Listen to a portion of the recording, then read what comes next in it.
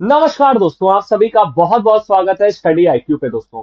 तो मैं निर्मेश कुमार एक बार फिर आपके सामने केवाईसी सीरीज लेकर के आया हूं, जहां पर नो योर कॉन्सेप्ट सीरीज के अंदर हम इंडियन इकोनॉमिक्स के की टर्म्स को डिस्कस करते हैं। और उसी कड़ी में आज के इस सेशन में हम लोग डिस्कस करने वाले हैं फाइनेंशियल इंक्लूजन यानी कि वित्तीय समावेश के बारे में।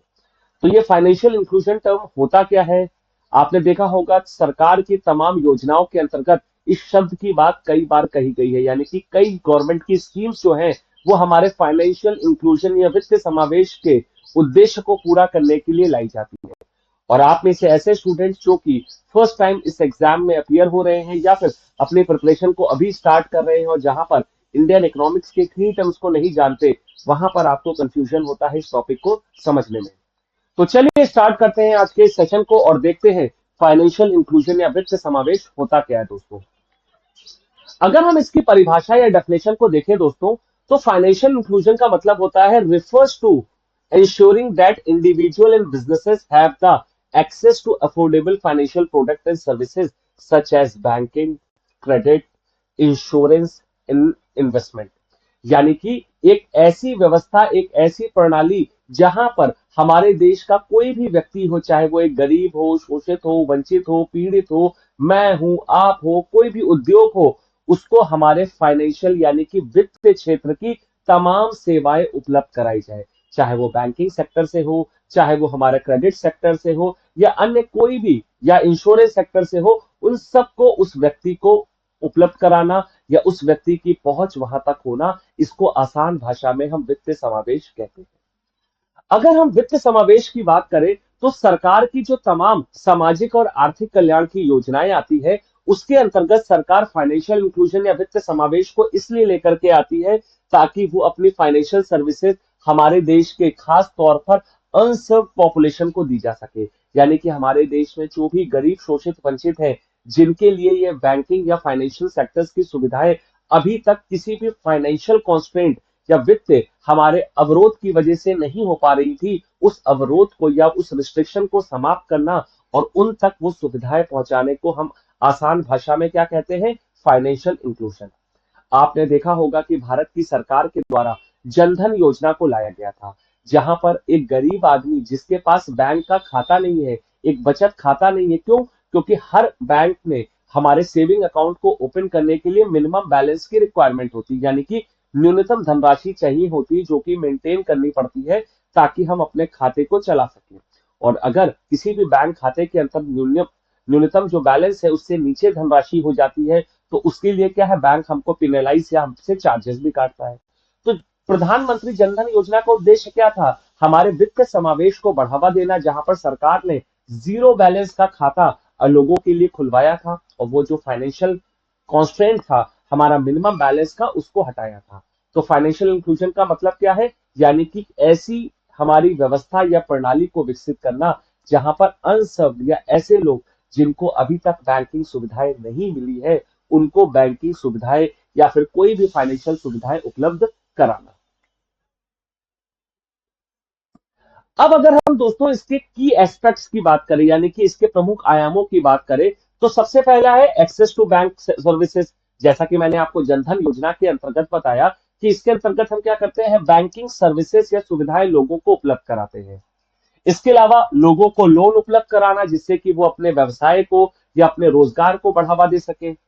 इसके अलावा डिजिटल फाइनेंशियल सर्विसेज लोगों तक उपलब्ध कराना ताकि किसी भी व्यक्ति को कभी भी किसी भी प्रकार की ऑनलाइन या फिर डिजिटल बैंकिंग या फाइनेंशियल या ट्रांजैक्शन की कोई भी सुविधा हो, तो सबके लिए वहां पर क्या है, वो एक्सेसिबिलिटी होनी चाहिए। यानी कि वहां पर किसी भी प्रकार का फाइनेंशियल कॉन्स्ट्रेंट ना हो कि ये व्यक्ति का बैलेंस इतना कम है या इसका हमारी इनकम इतनी कम है तो इसको सुविधा नहीं मिलेगी। यानी कि ये सुविधाएं सबको मिलनी चाहिए।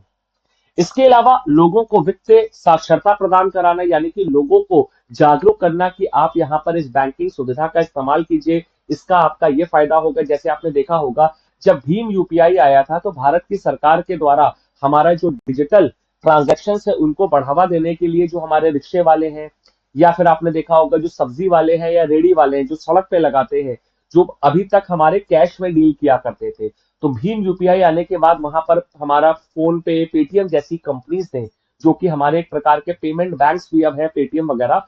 तो उनके द्वारा यहाँ पर लोगों को जागरूक भी किया गया था ताकि वो लोग इस सर्विसेज का यूज करें, ताकि वो लोग डायरेक्ट अपने बैंक अकाउंट में या बैंकिंग जो उनका खाता है उसके अंदर पैसा प्राप्त करें। और हमारी जो फाइनेंशियल सेक्टर है उसके फॉर्मल सेक्टर में, यानी कि वित्त क्षेत्र के, हमारा जो क्या कहते हैं संगठित क्षेत्र है, ऑर्गेनाइज सेक्टर है, फॉर्मल सेक्टर है, उसका पार्ट बने, ताकि उससे उनका प्रोफाइल मजबूत हो और भी बैंक की सुविधाएं उनको मिल सके। इसके अलावा हमारी अफोर्डेबल और इंक्लूसिव पॉलिसीज, यानी कि यहाँ पर हमारी किफायती और समावेशी जो नीतियां हैं वो सबके लिए होनी चाहिए। तो ये हमारे 5 प्रमुख आयाम होते हैं फाइनेंशियल इंक्लूजन के। और भारत की सरकार के द्वारा पिछले 10 वर्षों में इन एस्पेक्ट्स को पूरा करने के लिए तमाम स्कीम्स को भी लाया गया है।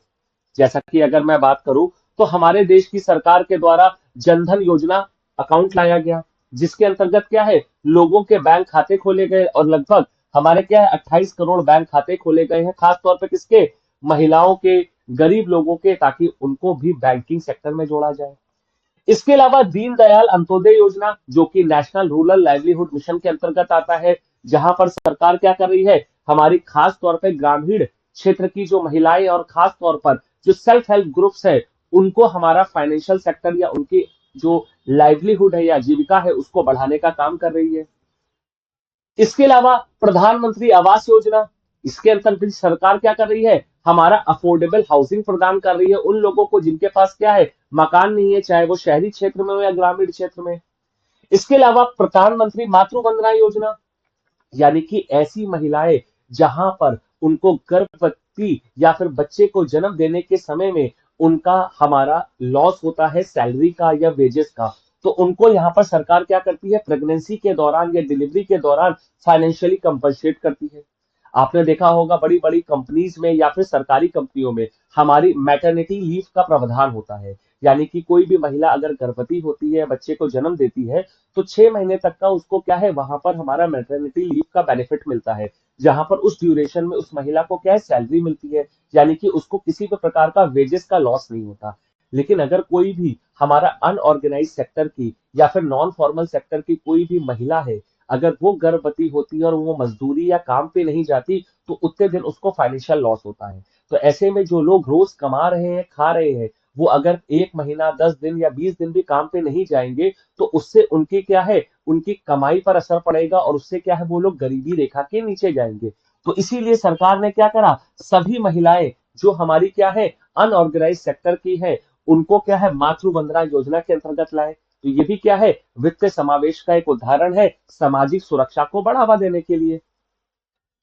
इसके अलावा स्किल इंडिया मिशन, जहां पे सरकार सभी लोगों के कौशल को बढ़ावा देने में मदद कर रही है। और मिशन शक्ति, जहां पर हमारा सामाजिक और आर्थिक मेथड्स को यूज करके या मेजर्स को लेकर के सरकार महिलाओं का सशक्तिकरण कर रही है। तो ये सब हमारे क्या है हाल ही के वर्षों में सरकार के द्वारा वित्त समावेश को बढ़ावा देने के लिए तमाम योजनाओं को लाया गया है। तो आई होप कि आपको ये फाइनेंशियल इंक्लूजन का मतलब समझ में आया होगा, इसके की एस्पेक्ट्स क्या है, और हाल ही के वर्षों में भारत की सरकार के द्वारा तमाम जो योजनाएं लाई गई है उससे कैसे फाइनेंशियल इंक्लूजन अलग अलग चीजों में या अलग अलग फाइनेंशियल सर्विसेज के रूप में, चाहे वो सामाजिक सुरक्षा हो, इंश्योरेंस हो, हमारा क्रेडिट हो या फिर बैंक अकाउंट्स हो, इन सब के अंतर्गत सरकार के द्वारा दिया गया है। तो ये किसी भी देश के लिए इंपॉर्टेंट है ना। ये फाइनेंशियल इंक्लूजन क्यों इंपॉर्टेंट है, हमने इसका मीनिंग जान लिया, इसके एस्पेक्ट्स जान लिए, स्कीम जान ली। अब ये इंपॉर्टेंट क्यों है हमारे लिए, देखिए इससे हमारी गरीबी कम हो रही है। क्यों, क्योंकि सरकार यहाँ पर सभी को एक मंच दे रही है कि वो हमारा फाइनेंशियल सेक्टर को एक्सेस करे और अपनी काबिलियत या स्किल के अनुसार क्या है अपनी आजीविका या लाइवलीहुड को चला सके। तो ऐसे में जब लोगों के पास हमारा क्या है वो इंपॉर्टेंट एक्सपेक्ट होंगे या वो इंपॉर्टेंट प्लेटफॉर्म होगा जहां पर वो फाइनेंशियल सर्विसेज को अवेल कर सकते हैं, फैसिलिटीज अवेल कर सकते हैं, सोशल सिक्योरिटी ला सकते हैं, तो ऐसे में वो लोग क्या है गरीबी से बाहर निकलेंगे। और गरीबी से बाहर निकलेंगे तो इससे हम लोग सस्टेनेबल डेवलपमेंट गोल्स भी हासिल करेंगे और अपने देश की जनता को गरीबी से भी बाहर निकालेंगे। इसके अलावा इससे हमारे देश की आर्थिक विकास होता है। क्यों, क्योंकि कोई भी उद्यमी जब हमारा व्यापार करता है या उद्योग लगाता है तो उससे जो छोटे छोटे या स्मॉल बिजनेसेस है वो ग्रो करते हैं, और जब स्मॉल बिजनेसेस हमारे ग्रो करते हैं तो इससे हमारी इकोनॉमिक ग्रोथ बढ़ती है। क्लियर। इसके अलावा इससे हमारी फाइनेंशियल सिक्योरिटी बढ़ती है। क्यों?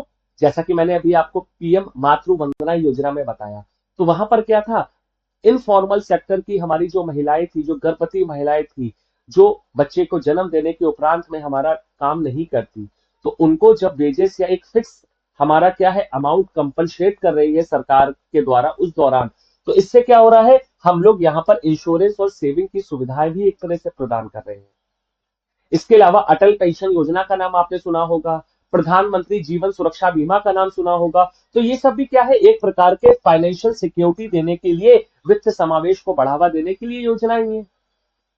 और इससे हमारा डिजिटल ट्रांसफॉर्मेशन भी होता है। क्यों? क्योंकि जब फाइनेंशियल ट्रांजैक्शन बढ़ते हैं तो हमारी जो इकोनॉमी है वो फॉर्मल सेक्टर में आती है, और इससे हमारे देश की जो ओवरऑल इकोनॉमी है वो ग्रो करती है।